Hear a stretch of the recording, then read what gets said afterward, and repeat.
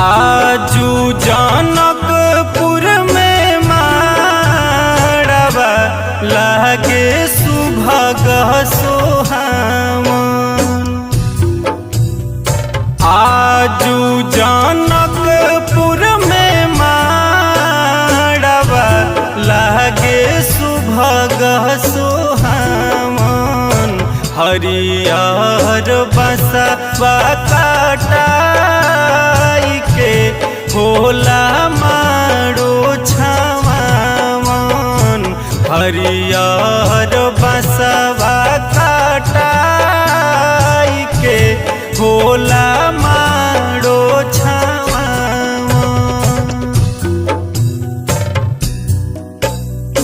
हरदी के छापा तिलक माथे लगा के तिरछी पगरिया हो बान्हे सहरिया के। हरदी के छापा तिलक माथे लगा के तिरछी पगरिया हो बान्हे सहरिया के।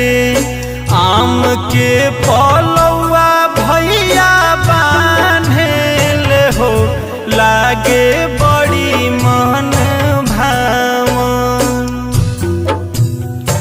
आम के पलौआ भैया बान्हेल हो लागे बड़ी मन भावन।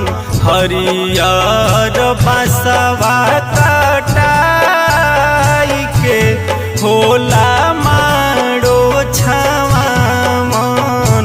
हरियर बसवा काटाई के होला मारो छावावन। हरदी चढ़ावेल कुल परिवारवा देवता के पूजी पूजी माई के चरणमा। हरदी चढ़ावेले कुल परिवारवा देवता के पूजी पूजी माई के चरणमा। सभे मिली दिहले आशीषवानु हो हरदम रह तू सुहागन। सभे मिली दिहले आशीषवानु हो हरदम रह तू सुहागन। हरियर बसवा काटाई के होला मारो छावावन। हरियर बसवा काटाई के होला मारो छावावन।